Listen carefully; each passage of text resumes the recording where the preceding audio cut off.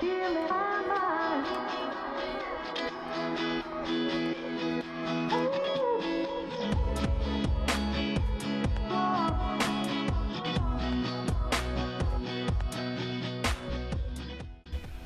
todos bienvenidos a una nueva edición de Plaza Pública, siempre por Tele 8, acercando la cultura a la gente, acercando a los personajes de Illapel y también acercando la historia a través de la conversación. De esto se trata Plaza Pública, descubrir nuestra historia y también conectarnos con esta conversación, este ejercicio republicano de la conversación.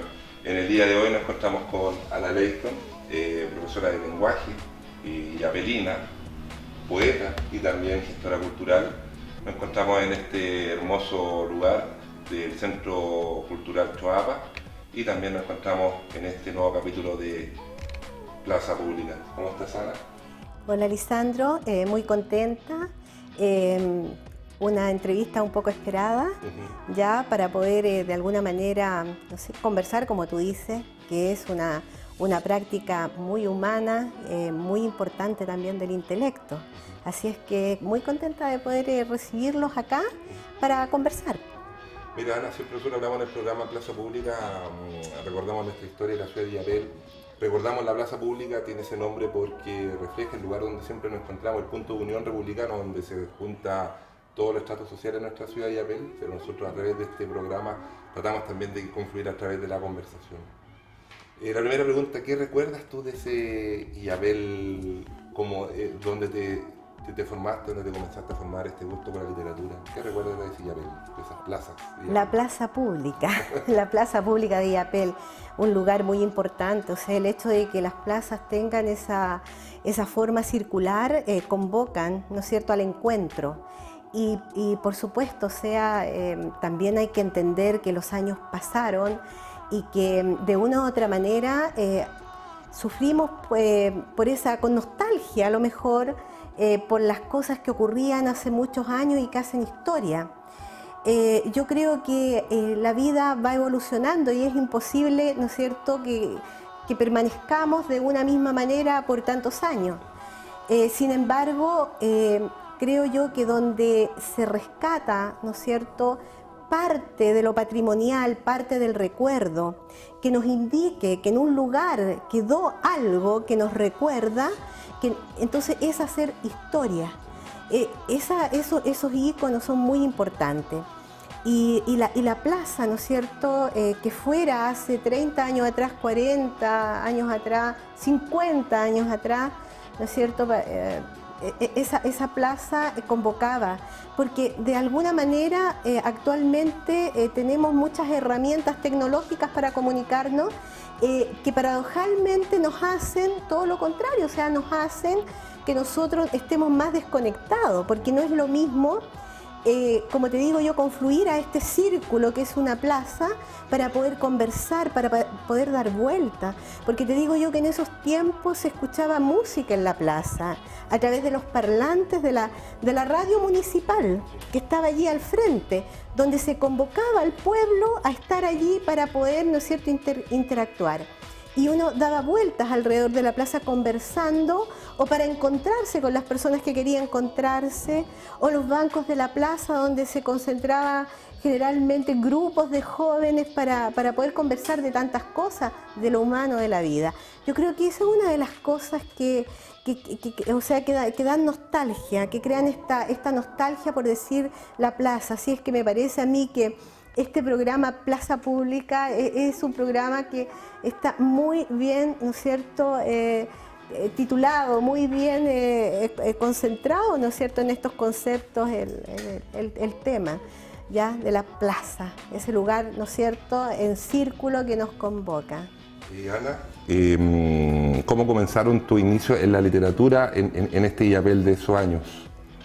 Oye, ¿O qué te motivó a hacer ese clic? ¿Sabes una cosa? Que la literatura está y tiene que ser así, muy relacionada con la educación. Creo yo que se ha perdido también esa conexión del profesor como un agente de cultura, porque yo recuerdo que cuando yo apenas empecé aprendí a leer y a escribir, mis profesoras me incentivaron a la literatura, porque en esos tiempos se hacían muchos concursos literarios al interior de las escuelas, Específicamente voy a nombrar una que es la escuela número 2, ¿ya? Donde yo estudié, escuela de niñas, donde mis profesoras hacían al interior del colegio concursos literarios de composiciones.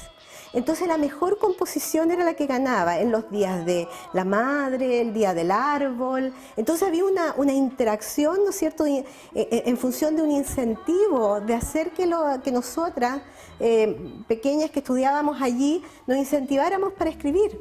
Y luego, cuando, bueno, gané varias veces, gané el premio del Día del Árbol, el premio del Día de la Madre, del Día de la Fraternidad, recuerdo, ya que también el Club de Rotario, el Rotary Club de IAPEL, también hacía esas convocatorias, me acuerdo, para esos días. Bueno, y mi profesora, la señora Irma Carvajal, recuerdo, me regaló en 2 oportunidades diarios de vida, que eran unos libritos, ¿no es cierto?, con hojitas de colores, y donde había un candadito pequeño, y uno guardaba allí los secretos que escribía los secretos, los guardaba. Entonces, creo yo que, fíjate, si me remonto a una raíz, que es importante en literatura, ¿no es cierto?, ir a la raíz, como dice Rilke, hay que volver a esa raíz de la infancia para poder encontrar el punto mágico que te haga, ¿no es cierto?, evolucionar en lo que significa la literatura. Aquella persona que cree que la literatura nace como de algo que no tiene referencia, que no tiene raíz, creo yo que va a tener que darse muchas vueltas en el aire para poder volver, ¿no es cierto?, a ese punto, para poder elaborar algo desde ahí. Y por eso que a mí me gusta mucho que me recuerden esto. ¿Cuándo fue que a mí me empezó a gustar escribir?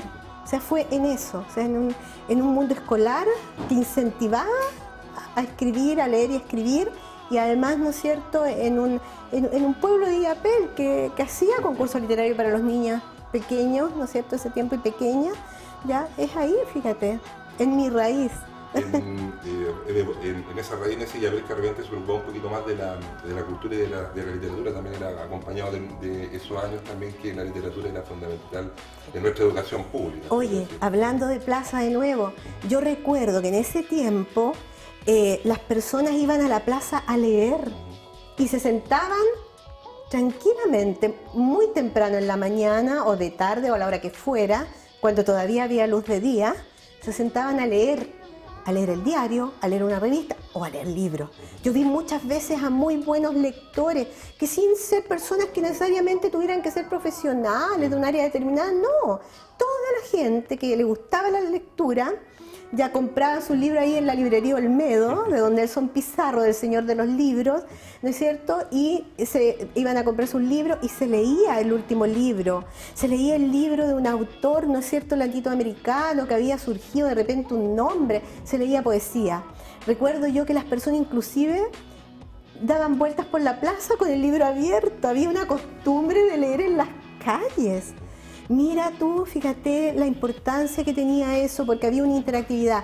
Bueno, ¿con qué nos encontramos ahora? Que la tecnología está en el celular, ¿cierto? Que en esos celulares muy modernos, muy tecnológicos, y claro, las personas en la calle ahora andan con el celular en podríamos decir que hubo como un trastoque ahí, ¿no es cierto?, de reemplazo. Se lee lo mismo, o sea, se hace el ejercicio de leer, pero no se lee las mismas cosas. Pero no nos benefició tanto, porque date cuenta tú que tomar un libro es palpar algo, o sea, acariciarlo con tus manos, sentir que el libro, la textura del libro, o sea, el continente libro, no solamente el contenido, sino que tomarlo, también, ¿no es cierto?, olerlo, o sea, el libro tiene olor, tiene sabor, tiene textura, tiene todo eso que no es irreemplazable por un aparato tecnológico. Ana, vemos que tiene una pasión que te extralimita en lo que se refiere a la literatura, tanto como profesora de literatura, tanto como poeta, como escritora, como gestora cultural, editora de gran cantidad de libros, que ayuda también a personas a sacar sus proyectos literarios.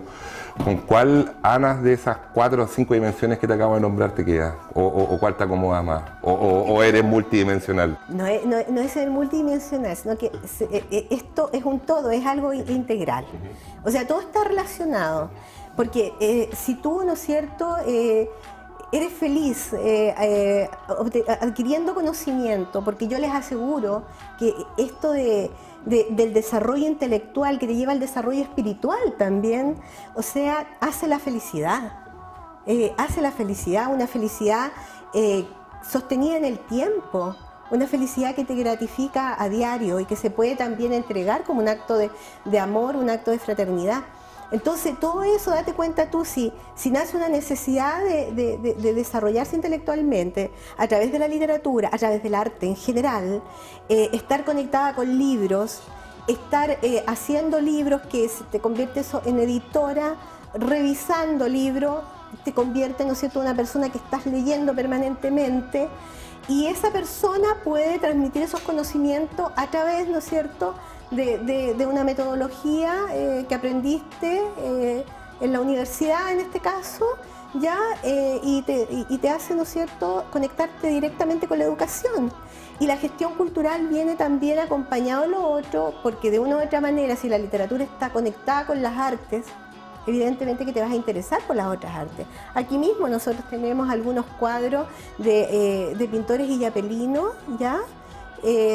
Y obviamente que cuando interactúan varias formas de hacer arte, se crea un lenguaje distinto, común, sensible, inteligente, diría yo. Entonces está todo relacionado, está todo conectado, son vasos comunicantes.